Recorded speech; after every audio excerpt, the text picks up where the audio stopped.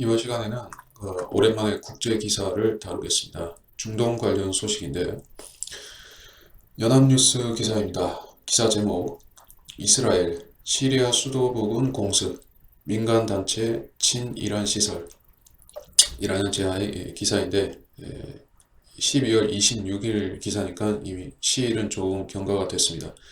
하지만 이 기사의 중요성이 있기 때문에 경과했더라도 다루도록 하겠습니다.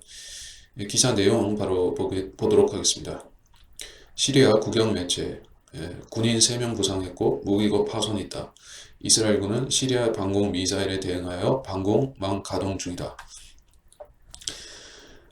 시리아 수도 인근을 향해 날아온 이스라엘 미사일을 차단하려고 시리아 방공망이 가동되었습니다. 시리아군은 25일 레바논 상공에서 이스라엘 전투기가 다마스커스 쪽으로 발사한 미사일을 방공망으로 차단했다고 국영통신이 보도했습니다. 보도에 따르면 이스라엘 미사일 대부분이 목표물 타격 이전에 요격됐습니다.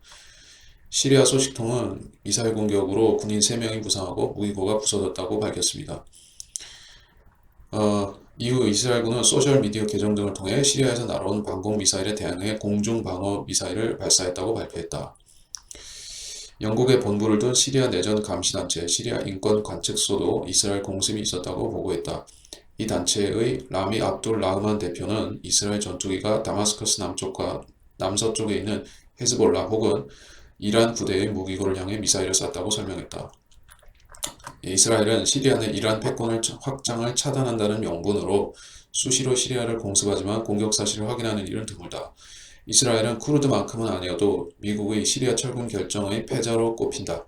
이란 세력 견제의 부담이 더 커졌기 때문이다. 베냐민 네타냐후 이스라엘 총리는 23일 의회에서 미군 철수는 시리아에서 우리의 일관된 정책을 바꾸지 않을 것이라면서 시리아에 주둔 기지를 설치하려는 이란의 의도에 맞서 계속 싸우고 필요하다면 시리아에서 군사활동을 확대할 것이라고 말했다. 기사는 여기까지입니다. 자, 이게 성경의 예언의 성취와 어떠한 관련이 있는가 하는 것은 제가 다루기 이전에 많은 기독교 평론에서 기독교인들이 평론해서 유튜브에 많은 것들을 올렸습니다. 또 시리아의 장차 행보와 운명에 대해서는 성경에 확실하게 나와 있는 부분이 있기 때문에 그것은 제가 따로 발굴해서 아는 것은 아니지만 새삼 이야기하는 것은 이 중요성 때문에 그렇습니다. 이사야서 17장이 바로 그 해당되는 본문인데 읽어보도록 하겠습니다. 이사야서 17장 1절로 3절까지의 본문이 이 사건과 관련됩니다. 1절로부터 다마스커스에 대한 엄중한 말씀이라. 보라, 다마스커스는 성읍의 모양이 사라지고 파괴의 무더기가 될 것이니라. 아로엘의 성읍들이 버려져 양떼를 위한 곳이 되어 그들이 누울 것이나 그들을 놀라게 할 자가 아무도 없으리라. 요새도 에프라임으로부터 사라질 것이요 왕국도 다마스커스로부터 사라질 것이며 시리아의 남은 자들도 사라져서 이스라엘 자손의 영광같이 될 것이라. 만군의 주가 말하노라. 자, 이사야가 예언한 다마스커스에 대한 이 말씀은 언제 성취가 되었는가 하는 것이 오늘 이야기하는 핵심이 되겠습니다. 성읍이 사라졌다고 하네요. 파괴의 무더기가 되었다. 완전히 형체가 없어지게 파괴가 되었다는 것이요. 역사상으로 그런 사건은 제가 알기로는 아직까지는 없습니다. 다마스커스라는 이 지명은 성경에서 봤을 때 굉장히 오래된 지명입니다. 창세기에도 등장하죠. 한번 찾아볼까요?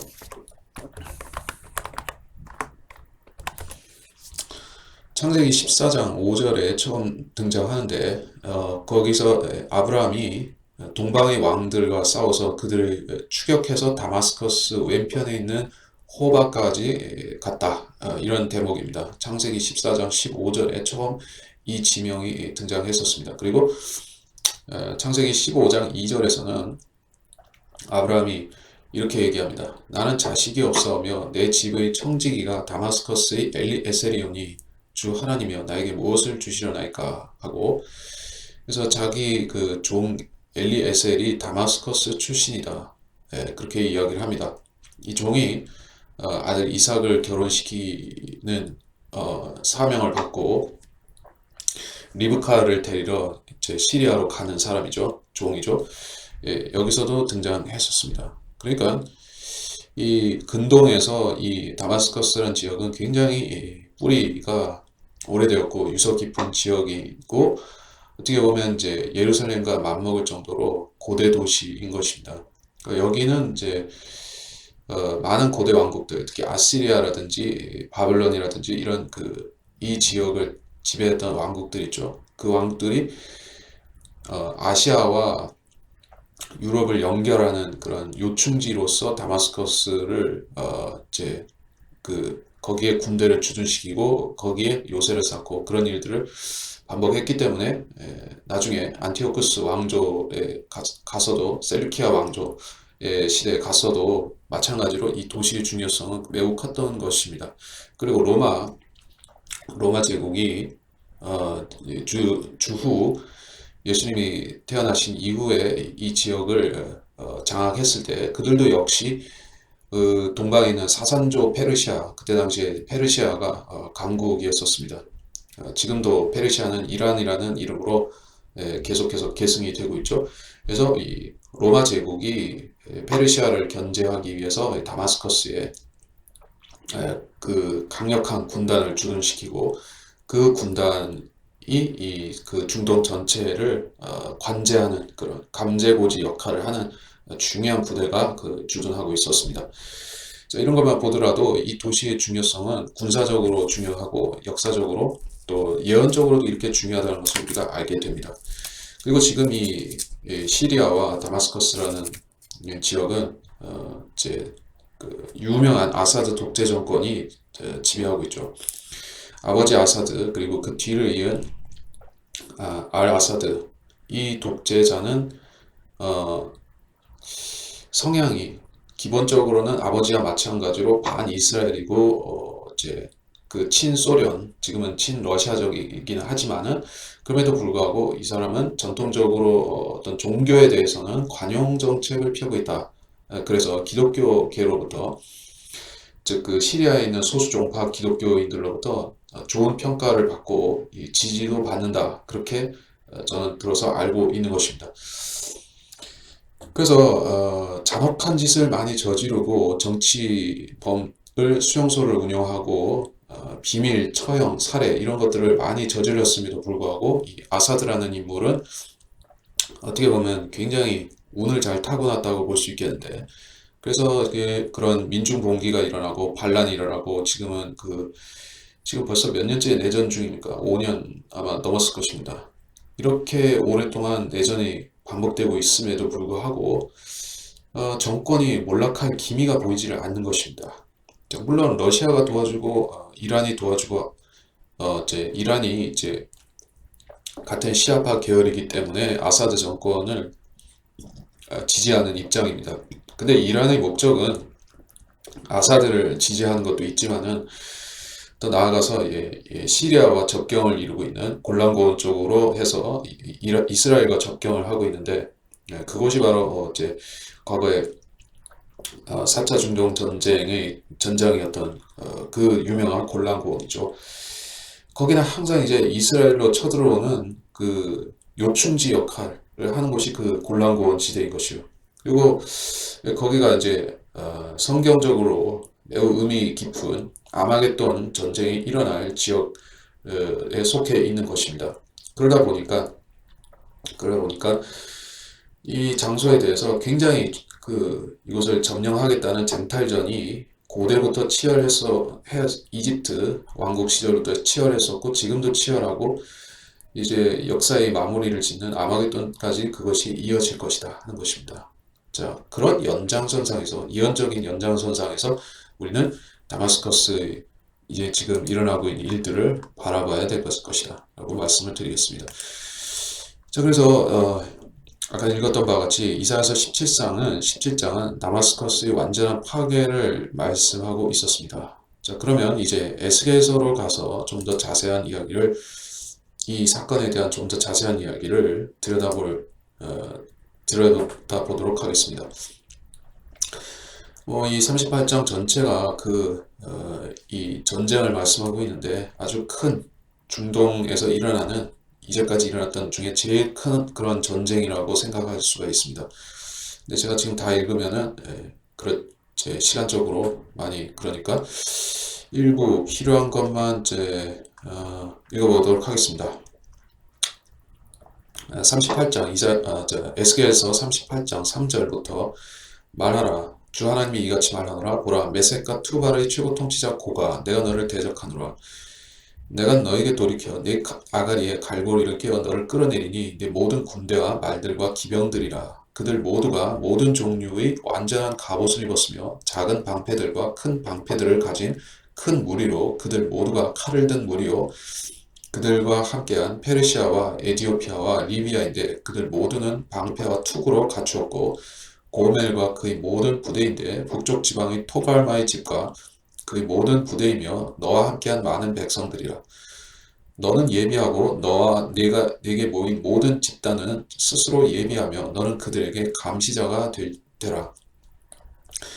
8절 네가 여러 날 후에 네가 감찰받게 되리니 말년에 네가 칼로부터 되찾고 많은 백성 가운데서 모아진 그 땅에 이르러 항상 황폐하였던 이스라엘의 산들을 대적하리라. 그러나 그 땅은 민족들에게서 나왔으니 그들 모두는 안전하게 거하리라. 자, 이 뒤에도 내용은 계속 이어지지만 핵심적인 사안이 그렇습니다. 자, 페르시아가 등장하고 있어요. 그리고 이 3절에서 말씀하는 메색 투발의 최고 통치자인 곡은 다들 러시아라고 하고 특히 푸틴이 이 곡이라는 인물이라고 자꾸 지목이 되는 것 같습니다. 저는 그것에 대해서 완전히 그렇다라고 단정할 수는 없겠지만 현재 러시아를 통치하고 있는 블라디미르 푸틴이라는 이 독재자 맞죠?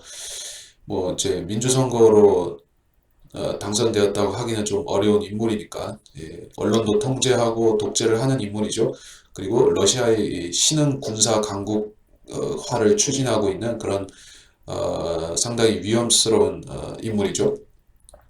그동안에 이제 냉전이 끝난 후에 러시아에는 한동안에 이제 자유화 바람이 불고 이제 옐친 그리고 그 후에 이제 러시아 IMF 사태가 있었죠. 그리고 나서 뭐 이거는 지금 지나가는 얘기로 하는 것입니다. 제가 이제 러시아와 관련된 이제 공부를 하고 러시아어도 공부를 하고 그런 경험이 있으니까 말씀을 드리는데 90년대 말에서 2000년대 초까지 러시아는 상당히 저평가되고 있었다. 그렇게 말씀을 드리겠습니다. 그래서 이제 러시아는 온전히 서방 국가 중에 하나처럼 그렇게 서서히 자본주의화 과정을 발박하거나 아니면은 제3세계 국가로서 별 두각을 못 나타내는 그저 그런 나라가 되거나 다들 이렇게 생각을 했습니다. 또다시 러시아가 미국과의 자웅을 겨루는 열강으로 다시 나타난다. 이렇게 생각하는 사람은 아마 별로 없었을 겁니다. 그건 그때 당시에 러시아의 경제 상황이 상당히 열악했었고 IMF 극복하긴 했었지만 상당히 2000년대 초반에 혼란스럽고 열악하고 뭐 군사 정변도 한번 일어났었고 그거는 이제 2000년대 초는 아니지만은 하여튼간에 경제가 너무 어려웠습니다. 그러다가 이제 블라디미르 푸틴이라는 이 KGB 요원 출신의 정보원 출신의 대통령이 등장하면서부터 갑자기 이제 러시아가 다시 정신을 차리기 시작한 것입니다. 뭐 다시 정신을 차린 것인지 원래 이제 기본기가 있었던 것인지 몰라도 하여튼 이제 러시아는 다시 군사 대국이 되기 시작했습니다. 그래서 지금은 아주 어떻게 보면 이제 미국을 다시 위협할 수 있을 정도로 올라서고 있죠. 얼마 전에 극초음속 그 순항 미사일을 성공적으로 시험 발사했다라고 아주 대대적인 보도가 났던 것 같습니다. 그만치 미국이나 특히 이제 국경을 북한과 직접 맞닿고 있기 때문에 우리하고는 상관없을지 모르지만은 동해를 통해서 마주보고 있기 때문에 러시아는 우리한테도 매우 위협적이다.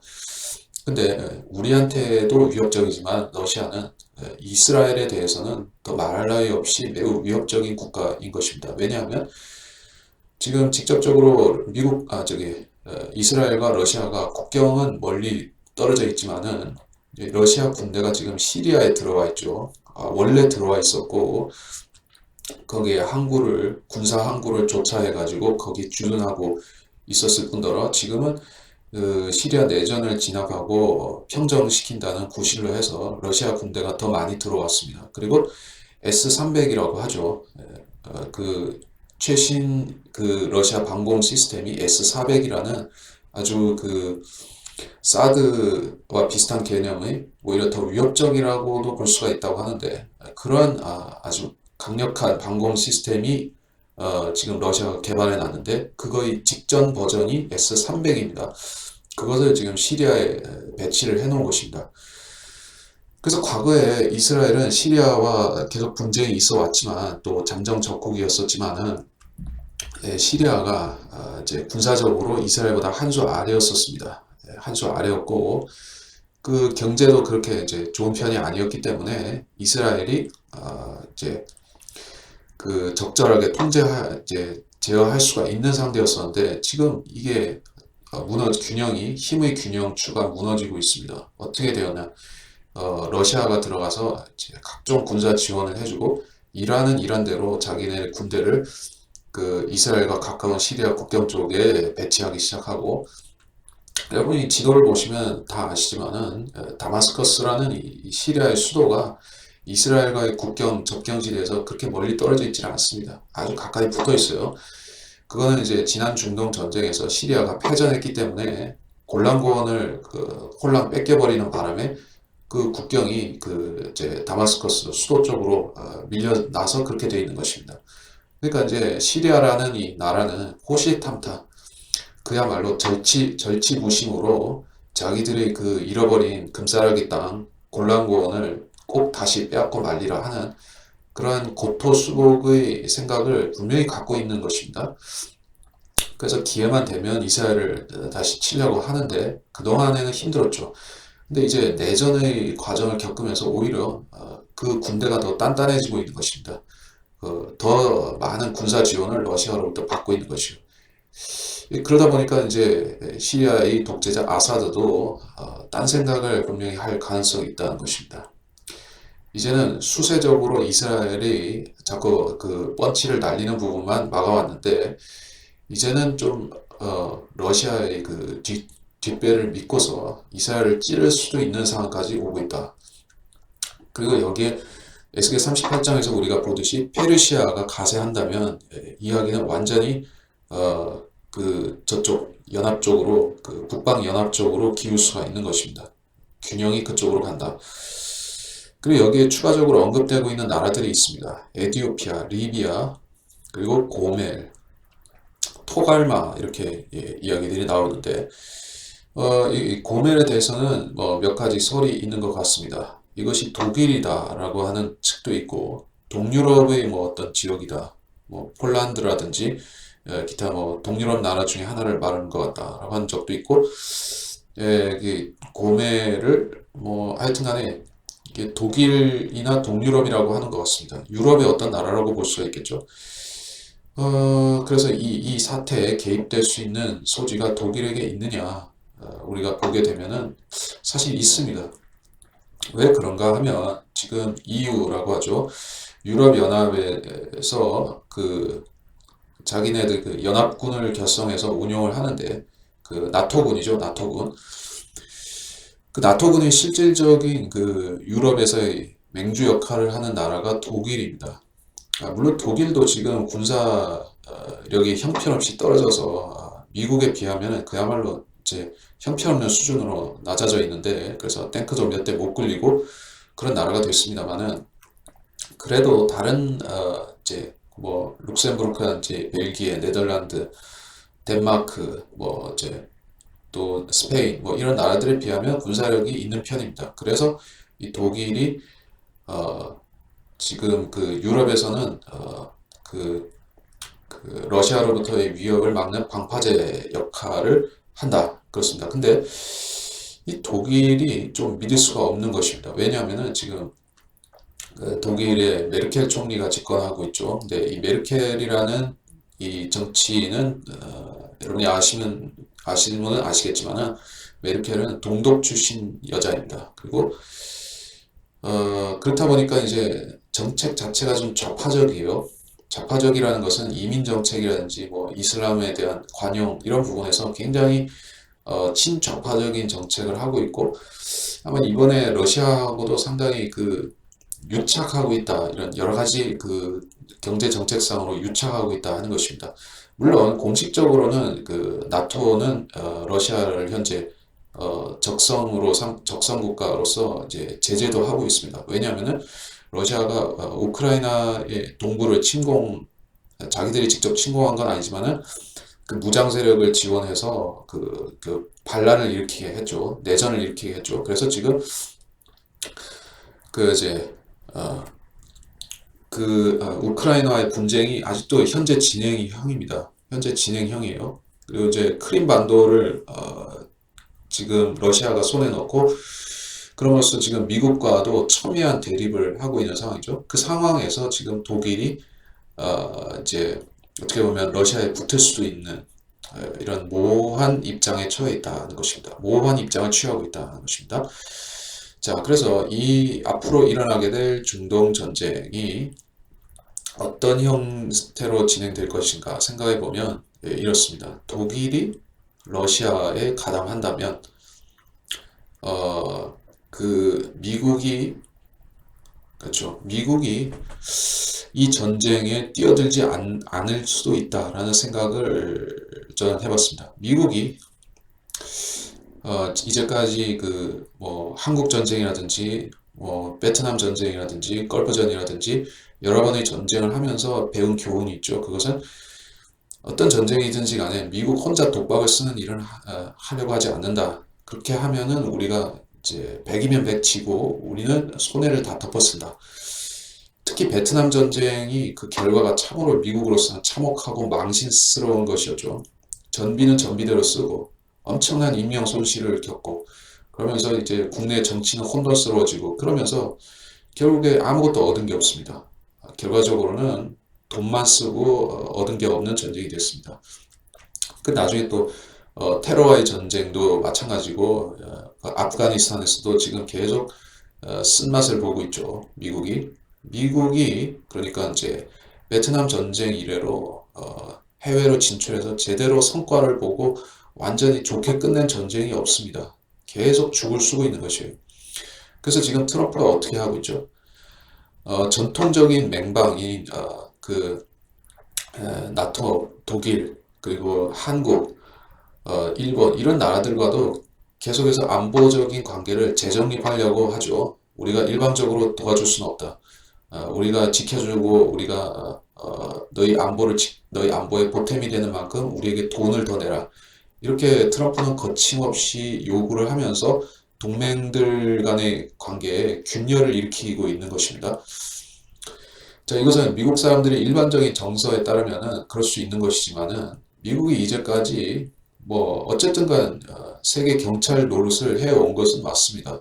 그리고 그 세계 경찰 국가의 역할을 통해서 그나마 이 세계가 불안하나마 평화가 지켜진 것도 뭐 어느 정도 맞습니다. 그 사이에 미국은 물론 많은 자잘한 전쟁들을 치르면서 경제가 휘청거리고 미국 자체로서는 참으로 어려운 국면이었었지만은 그만치 그 미국이 삽질을 하는 동안에 세계는 그만큼 덕을 보면서 살았다고 볼 수가 있겠습니다. 근데 이제 장사꾼 부동산 업자 출신인 트럼프는 그러한 불평등한 불공정한 상황을 용납할 수 없다. 우리가 공짜로 안보를 책임질 수 없다. 이렇게 나온 것입니다. 자, 이게 합리적으로 들리죠. 그러나 궁극적으로 이런 그 불안한 상황을 중동에도 초래하고 지금 현재 한반도에도 초래하는 중입니다. 자, 한반도는 지금 어떻게 돌아가고 있습니까? 저는 뭐 이 문재인 정부의 성격에 대해서 물론 좌파 정부라고 보고 매우 좌파적인 정부라고 보고 그 자체도 문제라고 생각하지만은 한편으로 봤을 때는 지금 미국의 상황이 이렇게 돌아가고 있기 때문에 안보와 경제를 이렇게 분리를 시키고 안보에 대해서도 무임승차를 거부하기 때문에 이런 상황에서 북한을 군사적으로 무력으로서 제재하거나 뭐 심지어 이제 북한에 대한 그 전쟁이나 군사 작전을 통해서 이 문제를 해결하는 것은 이제 실질적으로 트럼프 정부의 지원하에서는 어려워졌다. 그렇기 때문에 차라리 현상 유지를 통해서 이 현재의 국면을 그냥 끌고 가는 것도 어떻게 보면 나쁘진 않습니다. 어떻게 보면 나쁘진 않은데 그래서 좌파 정부라서 불안하기는 하지만 현 상태가 한반도에서는 유지되는 것이 제일 좋습니다.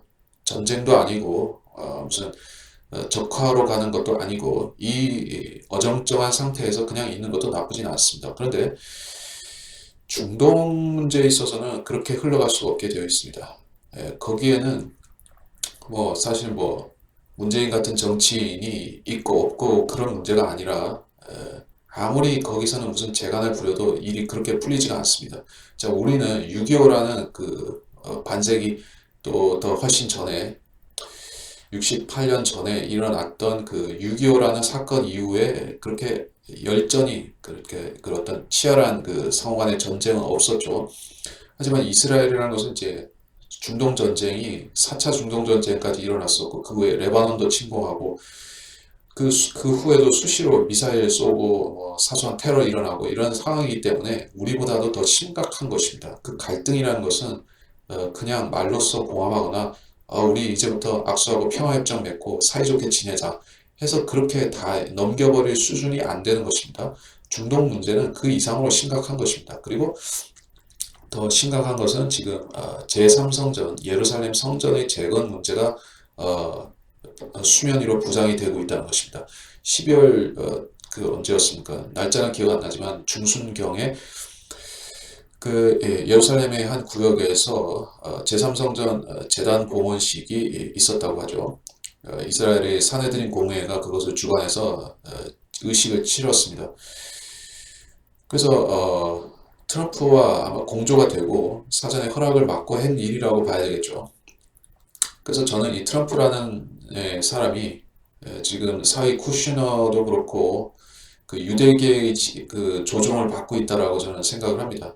뭐 나쁜 의미에서 조종이고 좋은 의미에서는 트럼프 자신이 의지를 갖고 그렇게 하는 부분도 있을 텐데 그래서 이 사람은 아마 제3성전에 관심이 많은 것 같습니다. 그래서 이스라엘의 제3성전을 짓기 위해서 지어주기 위해서 지금의 이 중동 정책을 쓰고 있다. 그리고 한반도 정책은 그에 부합해서 따라가고 있는 형편이지 이 한반도라는 그 지역의 우선순위는 트럼프에게는 그렇게 절대적으로 높지 않다 하는 생각까지도 하게 됩니다. 그래서 제가 주변적인 얘기는 조금 생략하고 자, 에스겔 38장을 이야기를 했었죠. 그래서 이 전쟁이 일어날 때 이스라엘 주변에 있는 실질적인 그 모든 군사력이 있는 나라들은 다 일어나서 이스라엘로 오게 될 것입니다. 그리고 그들을 총지휘하는 국가가 러시아가 될 것인데 러시아는 과연 이 엄청난 전쟁을 어떤 명분으로 어떤 목적으로 수행하게 되는 것일까요? 뭐 전쟁의 명분이야 언제든 뭐 만들면 됩니다. 그러나 이제 목적이 더 중요한 것이죠. 목적. 모든 전쟁은 수탈, 경제적인 수탈의 목적이 우선시되어서 일어나는 것입니다. 그것은 모든 고대, 중세, 근대 전쟁사를 보더라도 그렇습니다. 십자군 전쟁도 경제적인 약탈의 이유가 더 컸었다고 하죠. 그래서 러시아가 주변 나라들을 선동해서 이스라엘로 오게 되는 이유도 결국에는 경제에 있다. 그럼 어떤 부분에서 그 이유가 있는 것일까요? 지금 이스라엘에는 경제적으로 굉장히 이스라엘의 국군을 좌우하게 될 만큼 좋은 소식이 있다라고 하죠. 아주 최근은 아니고 근래 알려진 사실인데 이스라엘이 지금 그 지중해 자기 앞바다에 그 천연가스를 그 뭡니까 천연가스전을 지금 발굴해서 그거를 이제 추출을 그것을 생산을 시작하려고 한다 그렇게 저는 알고 있습니다. 그걸 몇 개의 그 천연가스 지대가 있는데 그 중에서 제일 그 매장량이 풍부하고 개발하기 좋은 데가 그 유전이라고 자꾸 하는데 그 천연가스전이 그 이름이 좀 의미심장하더라고요. 리비아탄이라고 이름을 붙였더라고요. 리비아탄 천연가스전이 있습니다. 이름도 참 잘 지었어요. 왜 하필 그 붉은 용의 이름을 붙였을까요? 하여튼간에 이제 그 천연가스를 생산하게 되면 이스라엘은 앞으로 돈을 많이 벌게 되어 있습니다. 그리고 더욱 중동에서 부자 나라가 되고 군사력도 더 강해지겠죠. 어떻게 보면 지금의 이 시점이 그 아랍 국가들 특히 시아파 세력들로서는 이스라엘을 없애버릴 수 있는 마지막 찬스가 될 것이다. 저는 그런 생각도 하게 됩니다. 이 시기를 더 넘어서고 이스라엘이 국방을 더욱 강화하고 핵무기도 더 늘리고 이렇게 갈 거 아니겠습니까? 그리고 뭐 이제 일반에는 공개되지 않은 비밀 어떤 신무기들도 많이 개발하고 있을 텐데 그렇게 되면은 어, 아직 초보적인 핵무기를 보유했거나 보유하기 전 단계에 있는 이란이나 리비아는 지금 핵무기가 없죠. 리비아나 아니야 리비아가 아니라 이란이나 또는 시리아는 아직도 비밀리에 개발을 하려고 한다는 얘기가 있습니다. 북한이 그 기술적인 지원을 하고 있다고 하고 그러니까 그런 식으로 이제 핵무기가 초보적인 단계에 있고 이스라엘 안 그래도 열세인데 이스라엘이 더 강해져 버리면 어떻게 하겠습니까? 그 유대인들이 하려고 하는 어떤 일도 제3성전 재건이라든지 예루살렘 수도를 확고히 한다든지 또는 뭐 이제 정착촌을 서한지대에 늘린다든지 이런 모든 일들에 대해서 그 간섭할 수 없게 되는 것입니다. 유엔이 아무리 발벗고 나서도 안 돼요. 지금도 유엔은 이스라엘에 대해서 별로 할 수 있는 게 없죠. 항상 성명을 내지만은 그 성명대로 이스라엘이 따르지 않습니다. 이것만 보더라도 지금 그 시아파 세력들, 이란을 비롯해서 시리아, 레바논 이 세력들은 굉장히 초조해 있는 것입니다. 자, 그렇고 지금 그 리비아가 언급이 된 부분, 또 에티오피아가 왜 나온가 하는 부분에 대해서도 좀 생각을 해볼 필요가 있겠는데 제가 알고 있는 뉴스에 따라서 말씀을 드리자면은 그렇습니다. 이제 에티오피아는 원래 기독교 세력이 그 주도하는 나라였었죠. 그 유명한 셀라시아 황제가 이제 20세기 초에 그 파시즘 세력과 싸웠던 그 유명한 황제가 있죠. 그리고 그 뒤에 그 우리 6.25가 났을 때도 에티오피아가 군대를 보내서 우리 유엔군의 일원으로서 한국을 도와줄 정도로 상당히 좀 힘쓰는 나라였었습니다. 아프리카 나라들 중에서는 꽤 이제 힘이 센 나라였었어요. 근데 그 뒤에 어떻게 됐냐면은 이제 그 황제를 쫓아내고 무신론 독재 정부가 공산 정부가 들어섰습니다. 그러면서 완전히 이제 세계에서 가장 못 사는 나라 중에 하나로 이름을 날리게 된 것입니다. 그러다가 지금은 이제 다시 회복이 되고 있고 또 거기에 이제 유능한 정치인이 아주 개혁적인 정치인이 정권을 잡고서 이제 나라를 잘 운영하는 것 같습니다. 그래서 인구도 사실 엄청 많고 1억은 아니고 내가 확실히 기억은 안 납니다. 근데 아프리카에서 이제 그 북아프리카 나라들 중에서는 꽤 군사력이 있는 나라입니다. 또 이제 이 나라 자체가 굉장히 호전적인 성격을 가진 민족이기 때문에 그건 고대로부터 유명했었죠. 그래서 이 나라가 지금 이슬람 세력이 강해지고 있다는 것입니다. 원래는 콥트교라고 해서 이제 그 지역에 있는 기독교, 이집트와 에티오피아 쪽에 있는 콥트 기독교가 있었는데 지금은 이슬람 세력이 더 강해졌다고 합니다. 그래서 그곳이 지금 이슬람으로 넘어갈 가능성도 있어요. 중아프리카에서 나이지리아라든지 뭐 이제 그 차드라든지 이런 나라들에서 지금 보코하람 또 아이시스가 지금 활개를 치고 있죠. 그리고 그 에티오피아에서 멀지 않은 소말리아에도 지금 이슬람들이 이제 내전을 벌이고 있죠. 그래서 정세가 굉장히 불안하고 이 에티오피아라는 나라도 결국에는 이슬람의 한 일원으로서 이 전쟁에 참전하여 이스라엘을 공격할 수 있겠다. 그렇게 될 가능성이 있는데 그래도 이 에티오피아는 좀 뭐라고 해야 될까 거리가 있잖아요. 이집트 밑에 수단이 있고 수단 밑에 에티오피아가 있잖아요. 우리 지구본을 보시면 우리 지도를 보시면 그렇습니다. 세계 지도를 보시면 이스라엘과 바로 연결되어 있지는 않아요. 그래서 이 에티오피아가 이스라엘로 가기 위해서는 저기 홍해 바다에서 배 타고 올라가야 됩니다. 군함을 타고 올라가야 돼요. 바로 올라가지 못하고 그리고 리비아도 마찬가지예요. 직접 국경을 맞닿고 있지 않고 이집트를 사이에 두고 있죠. 이스라엘과의 사이에. 이 나라들도 온다라고 했습니다. 근데 성경에서 온다고 했으니까 믿어야겠죠. 그래서 저는 이 설명이 무척 길어졌는데 예, 이렇게 길게 얘기할 건 아니었지만, 그래서 이 나라들이 이스라엘로 오기 위해서는 넘어야 될 자연 장벽들이 있고 주변에 국가들이 또 있는 것이에요. 근데 하나님께서 그들을 하나로 모으신다고 했으니까 갈 것입니다. 뭐 그렇게 따지면 독일, 고멜도 이스라엘에서 멀기는 멉니다. 어쨌든 이들은 올 것이에요. 오는데 어, 이들의 목적은 역시 경제적인 목적, 이유가 될 것입니다. 예. 지금 리비아도 그렇고 에티오피아도 그렇고 지금 그 오랜 동안의 내전이 있었고 군사 독재도 있었고 경제가 굉장히 황폐화되어 있죠. 리비아는 석유가 남에도 불구하고 지금 경제가 무너졌습니다. 이제 그게 왜 그러냐면은 제스민 혁명이라고 해서 중동에서 민주화, 자유화 바람이 불면서 그것 때문에 이제 독재 정권 타도하자 하면서 가다피 정권이 붕괴가 되고 그 과정에서 완전히 부족들이 다 이합집산하면서 나라가 무너졌습니다. 그래서 사람들이 참으로 어렵게 살고 있는데 그 러시아가 아주 달콤한 제안을 한다면 그들이 정복 욕구가 일어날 수 있는 것이에요. 원래 그들은 그 이슬람이라는 명분도 있지만은 그런 이스라엘을 뺏어가지고 그 경제적인 그 돈과 자원을 나눠 갖자고 하면은 나설 가능성이 있다.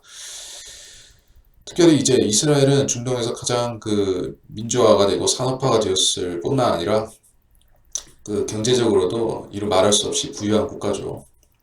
왜냐하면 전 세계 유대인들이 세계 경제 패권을 쥐고 있으니까 자원과 식량과 모든 것을 쥐고 있고 미국도 사실 유대인의 손에 들어가 있으니까는 경제적으로는 미국보다 더 부유할 수 있다고 봅니다.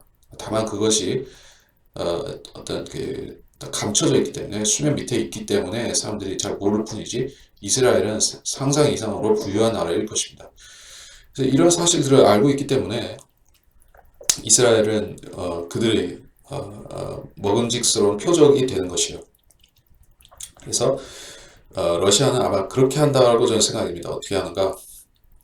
주변에 이스라엘에 불만 좀 많고 이제 극단적인 이슬람 성향도 있고 또 이제 거지 근성이 있고 또 경제가 무너져서 살기 힘든 애들을 불러 모아가지고 이스라엘로 가면은 우리가 점령하고 이스라엘을 없애는데 너희가 도와주면은 너네한테 한 몫씩 띄워주겠다. 그렇게 약속을 하고 약속을 정해서 군대를 일으킬 것이다 라는 것입니다. 이거 굉장히 큰 규모의 전략입니다. 지금 현대전에서도 뭐 90년대까지만 해도 그랬습니다.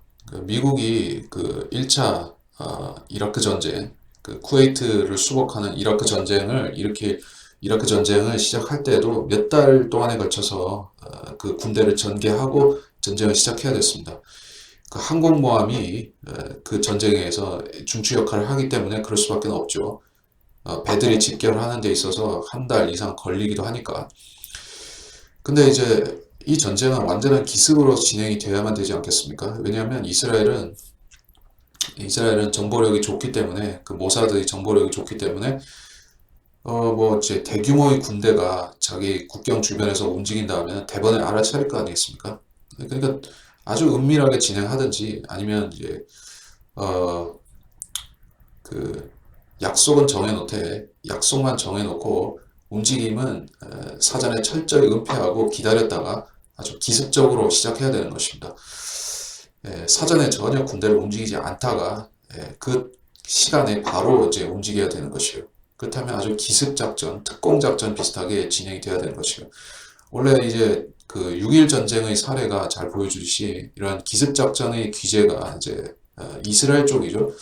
여러분이 여호수아서를 보더라도 또는 재판관기를 보더라도 이 이스라엘 민족이라는 이 족속은 굉장히 기습이나 야습이나 이런 데 굉장히 특출난 민족인 것이에요.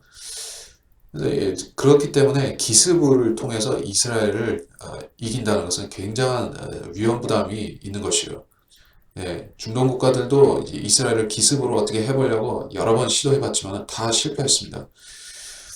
그러니까 이번 마지막 시도가 될 텐데, 이번 기습은 마지막 시도가 될 텐데, 그만큼 엄청나게 신중하게 할 수밖에 없다.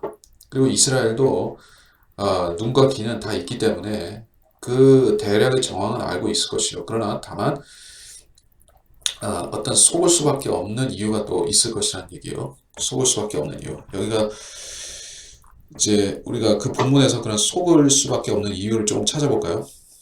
제가 38장, 에스겔 38장 11절을 보겠습니다. 거기에 네가 말하기를 내가 성벽이 없는 마을들의 땅으로 올라가 성벽이 없이 빗장이나 문도 없이 모두가 평안하고 안전하게 사는 그들에게로 가리라. 여기 아주 의미심장한 표현이 등장했습니다. 평안하다, 안전하다, 평안하고 안전하게. 그리고 성벽이 없고 빗장이나 문도 없이 평안하고 안전하게 산다라고 했습니다. 이게 무슨 말일까요? 뭐 문자 그대로 이제 뭐 국경을 아주 없애버렸다 이런 말은 아닐 것입니다. 그거는 천년왕국이 그야말로 이제 그리스도의 천년왕국이 오기 전에는 국경은 계속 있죠. 근데 뭐 이제 철조망이나 국경 경비나 이런 것이 없어지지 않습니다. 그러니까 이게 무슨 말이냐면 평화조약이 체결되었거나 그러니까 제가 말하는 이 평화조약이라는 것은 7년 평화조약 말고 그 이전에 트럼프와 푸틴과 또 뭐 이런 지도자들과 이스라엘이 중동과 맺는 그런 평화조약 말하는 것이요. 아마도 그것은 이제 제3성전을 짓는 과정에서 어떤 평화조약을 일단 체결할 것이 아니냐 이렇게 보여집니다. 그래서 1차 평화조약이 되면서 이스라엘은 어느 정도 안심하고 있다. 어느 정도 안심하고 솔직히 조금 방심한 것이 아니냐 이렇게 보여집니다. 그래서 여러분이 공산국가들이 민주국가 쳐들어가는 방식이 항상 그렇습니다. 먼저 평화조약 체결하고 이제 평화조약 체결한 다음에 상대방이 좀 방심했다 싶으면 그때 기습을 하는 것이에요. 이제 북한이 한국을 기습 침략할 때도 6.25 침략할 때도 그렇게 했었죠. 우리 대화하자, 우리 평화를 모색해보자 이렇게 계속 평화 공세를 하다가 갑자기 6월 25일 새벽에 쳐들어온 것이에요.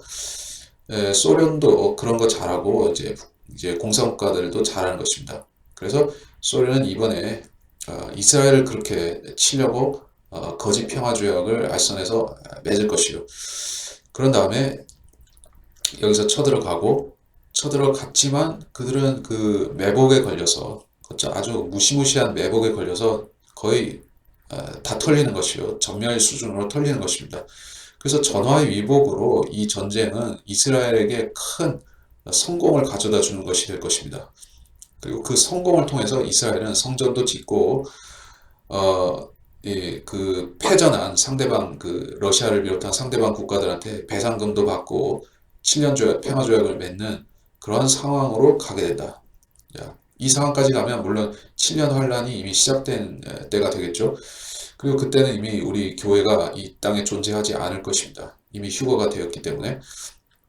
그래서 저희 관심사는 그렇습니다. 지금 이스라엘과 시리아에서 벌어지고 있는 이런 일련의 사태들, 이스라엘이 계속해서 크고 작은 공습을 벌여서 이제 다마스커스에 있는 이러한 시설들을 공격하고 있는 것, 이런 것은 지금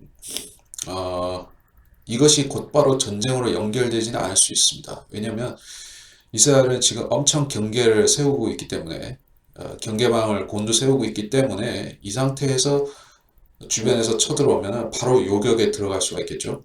그렇기 때문에 좀 방심하고 좀 흐트러진 다음에 쳐들어가야 되는 것이요. 그리고 이 과정에서 미국이 적극적으로 개입하지 않을 것이다. 또 이제 사우디아라비아라든지 다른 친미 아랍 국가들이 이 전쟁에 관여하지 않을 것이다 하는 정황이 보이기 때문에 그게 어디 나옵니까? 에스겔 38장 13절에 나오죠. 시바와 드단과 타시스의 상인들이 거기 있는 모든 젊은 사자들과 더불어 네게 말하기를 네가 약탈하려고 왔느냐? 너는 물건을 탈취하려고 네 무리들을 모았느냐? 은과 금을 가져가고 가축과 재물을 빼앗아가며 크게 약탈해 가려느냐 하리라. 자, 시바와 드단과 타시스라는 것은 한마디로 사우디아라비아를 이야기를 합니다. 사우디아라비아인데 모든 젊은 사자들은 누구를 말하는가? 이제 일반적으로 사자라고 할 때 유나이티드 킹덤, 대영 제국을 사자로 우리가 지칭하죠. 성경에 다니엘서의 사자 그 짐승 중에 사자가 등장하는데 그게 영국의 모델이다, 모형이다 이렇게 이야기도 합니다. 근데 여기서 13절에서는 모든 젊은 사자들이라고 했어요. 사자인데 젊은 사자니까 신생 사자면은 미국이 되겠죠. 미국도 젊은 사자니까. 그래서 이제 사우디에는 미군이 주둔하고 있잖아요. 그래서 그들과 더불어 말하기를 이렇게 경고성 멘트를 날린다. 너는 왜 왔느냐 하고 경고성 멘트를 날리는 모습을 볼 수가 있다는 것이요. 근데 이들이 직접적으로 싸우려고 들지는 않습니다. 싸우려고 들지는 않아요. 아마 그 이유는 지금 트럼프가 보여주고 있는 신뢰할 수 없는 동맹에 대해서 신뢰할 수 없는 모습을 봤을 때 충분히 가능하다 그렇게 생각이 듭니다. 또 이제 트럼프는 러시아와 별로 싸울 마음이 없어 보이죠. 물론 이제 우크라이나 사태와 관련해서 러시아에 제재는 하고 있지만 유럽과 공동 행보를 보이고는 있지만 예, 러시아 스캔들 아시죠? 지금 트럼프가 아직까지도 해결 못하고 계속 질질 끌려다니고 있는 그 러시아 스캔들 그런 면을 봤을 때도 이제 트럼프하고 이제 푸틴은 비밀리에 유착 관계가 좀 있습니다. 그래서 하여튼 간에 이 트럼프가 지금 러시아에 대해서 선명하게 선을 안 긋고 있기 때문에 이 사태가 이 전쟁이 에스겔서 38장 이 전쟁이 일어난다고 저는 생각이 듭니다. 그 과정에서 오히려 전화위복으로다가 이스라엘은 의외의 승리를 거두게 될 것이고 그 과정에서 기존 세계 질서는 완전히 재편된다 하는 것입니다. 항상 승자 독식의 원리는 전쟁에서 중요한 원리인 것입니다. 전쟁은 이긴 자가 마음대로 이제 하는 것이에요. 인류 역사상 항상 그래 왔었습니다. 이스라엘이 이 전쟁에서 이기게 되면 어떤 결과가 초래되는지 아십니까? 세계 최강은 아니지만 거의 차석이라고 볼 수 있는 차강의 군사력을 가진 러시아를 꺾어버리는 것이요. 그러면 이스라엘의 입지는 러시아의 위치로 올라설 수가 있는 것이에요. 아울러서 그 주변에 있던 모든 잡다구리한 그 아랍 국가, 적성 국가들도 다 이제 찍어 눌러버리면은 이스라엘은 그야말로 유라시아의 패자, 유라시아의 그 장악, 그 군주가 될 수 있는 것이요. 지배자가 될 수 있는 것입니다. 그렇게 되니까 이제 세계 질서가 유럽 중심으로 그리고 이제 이스라엘 중심으로 재편이 되는 것이고 미국은 그때 가면 아마 이제 어떻게 될 것이냐 유명무실해지지 않을까 저는 생각이 듭니다. 유명무실해진다. 예, 왜 이 전쟁에 스스로 개입을 포기하고 제3자가 되어버렸기 때문에 그리고 이제 미국의 어떤 이제 그리스도인들은 그런 얘기도 합니다. 미국이 그때 러시아로부터 어떤 핵 공격을 받아서 또는 북한이나 중국이나 이런 다른 적성 국가들의 연합된 공격을 받아가지고 미국이 초토화가 될 것이다. 그래서 미국은 애초에 개입하려고 해도 못하는 상황이다. 그렇게 이야기하는 것도 봤습니다만은 그건 제가 모르겠습니다. 가능성은 있다고 봅니다. 미국에 지금 이제 캘리포니아에 엄청 산불 많이 나고 온갖 재앙들이 일어나죠. 그리고 이제 지금 옐로스톤 그 북가주에 있는 옐로스톤도 북가주가 아니라 저기 네바다에 있는 네바다 맞나 아리조나인가 옐로스톤도 지금 위험하죠. 거기가 터지면은 이제 미국은 어떤 해외 문제에 신경 못 쓸 겁니다. 예, 왜냐면 거기가 그 지역이 캘리포니아를 비롯한 그 남북으로 가로지는 그 지역이 인구가 엄청 많이 살고 미국의 경제 중심도 실리콘밸리라든지 이제 거기에 헐리우드도 있고 모든 경제 중심지가 다 있죠. 근데 거기가 이제 자연재해에 의해서 화산 폭발이나 지진으로 그런 샌 앤드레아스 단층이 지금 그 활동을 하게 되면은 다 무너지는 것이요. 그러면 미국은 어떤 그 중동이나 한반도나 문제에 개입하고 싶어도 못할 수가 있습니다. 네, 못할 수가 있어요. 그래서 그런 이 중동 전쟁, 5차 중동 전쟁이 일어날 때 미국이 손을 못 쓰는 이유가 자연재해를 통해서 그렇게 된다라고 뭐 생각할 수도 있을 것 같습니다. 근데 그거는 성경적으로 어떠한 뭐 확증이 있는 얘기는 아니고 하여튼간에 에스겔 38장에서는 젊은 사자가 미국으로 보이니까 그 미국이 중동전쟁에 손을 쓰지 않는다 하는 것은 뭐 대충 짐작이 갑니다. 자, 그래서 제가 말씀드린 이 모든 것들을 조합해서 여러분이 현재 진행이 되고 있는 중동 상황에 잘 대입하고 또 잘 대비하시기 바랍니다. 우리가 대비를 한다는 게 따로 있는 것이 아니고 그리스도의 재림, 휴거를 위해서 우리가 대비를 하고 살아야 되겠죠.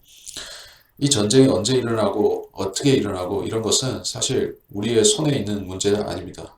이미 예언적으로 진행이 되고 있는 것이기 때문에 우리가 바란다고 해서 늦춰지거나 우리가 이제 원한다고 해서 땡겨지거나 그러한 문제는 아닐 것입니다.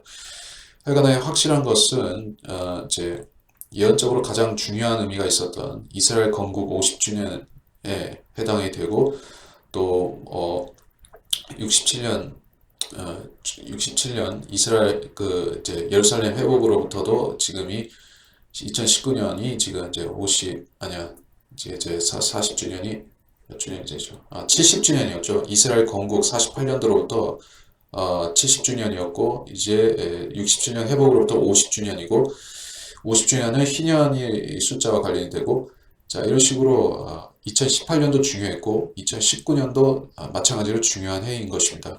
그리고 올해는 아마도 제가 생각하건대는 예루살렘에서 더 많은 일들이 일어나지 않을까. 성전 재건을 위한 움직임이 본격화되고 그 과정에서 이스라엘과 주변 적성 국가들과의 대립도 극심해지지 않을까.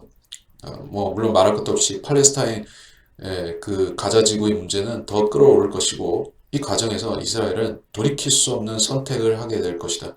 그것은 성전 재건을 위한 결정적인 조치를 취하게 될 것인데 그 이전에 우리는 휴거될 수도 있고 아니면은 우리는 이 전쟁 에스겔 38장의 그 전쟁을 보면서 휴거될 수도 있고 그런 것은 우리가 확실히 알 수 없습니다. 다만 제가 마지막으로 인용하고 싶은 구절은 데살로니가 전서 5장 3절에 있습니다. 그들이 평안하다 안전하다고 말할 때 아이벤 여인에게 진통이 오듯 갑작스런 멸망이 그들에게 임하리니 결코 피하지 못하리라. 아까 우리가 이제 에스겔 38장에서 봤었죠. 그 땅에 평안하고 안전하게 그들이 거하고 있다라고 유대인들의 상황에 대해서 이야기를 했었죠. 그래서 저는 이렇게 생각합니다. 갑작스럽게 멸망이 임하는데 그 갑작스러운 멸망은 역시 그 전쟁을 말하는 것인가? 그 전쟁, 에스겔 38장의 중동전쟁, 5차 중동전쟁을 말하는 것인가? 사실 뭐 이 5라는 숫자도 사탄의 5라는 숫자도 사탄과 관련이 되는 숫자이기 때문에 의미가 없다 할 수 없습니다. 자, 그래서 평안하다, 안전하다. 이것은 중동과 밀접한 관련이 있을 것입니다. 뭐 한반도에도 굳이 상관을 짓자면은 있겠지만은 뭐 지금은 이미 어떻게 됐습니까? 여기 한반도가 평안하다, 안전하다고 말할 수 있는 상황은 아니지 않습니까? 뭐 물론 내년 초에 어떻게 될지는 모르겠습니다. 김정은이 서울에 오든지 아니면은 여기서 다른 유화 정책을 서로 합의를 하든지 핵무기 제거에 대한 보다 혁신적인 합의가 이루어지든지 이런 것은 하루하루의 상황에 따라서 달라지는 것이기 때문에 제가 감히 예측하지는 못하겠습니다. 그러나 한반도의 사람들은 한국 사람들은 이 평안하다 안전하다 하는 부분에 대해서 평안하다 안전하다 부분에 대해서 이미 많이 속고 있고 이미 속은 사람들이 너무나 많습니다. 앞으로 더 평안해지고 더 안전해질 것이라고 거짓으로 믿는 사람들이 너무나 많습니다. 그래서 우리는 이미 미혹에 빠져 있고 이스라엘도 이제 미혹에 빠질 것입니다. 양쪽에서 다 미혹에 빠지면은 그때 이 사탄의 세력은 붉은 용의 군대, 즉 그 레드아미, 붉은 용의 군대인 러시아와 그 알라의 군대들을 일으켜서 이제 이스라엘을 접수하려고 할 것이다. 자, 그런 선까지만 저는 말씀을 드리겠습니다. 한반도에 그 전쟁이 있을 때 동시에 전쟁이 일어날지 어쩔지 그거는 뭐 감히 이야기할 수가 없는 것이고, 일단 그 이스라엘의 전쟁이 가깝다 하는 사실은 우리가 알아야 될 것입니다. 그래서 여기까지 말씀드리겠습니다.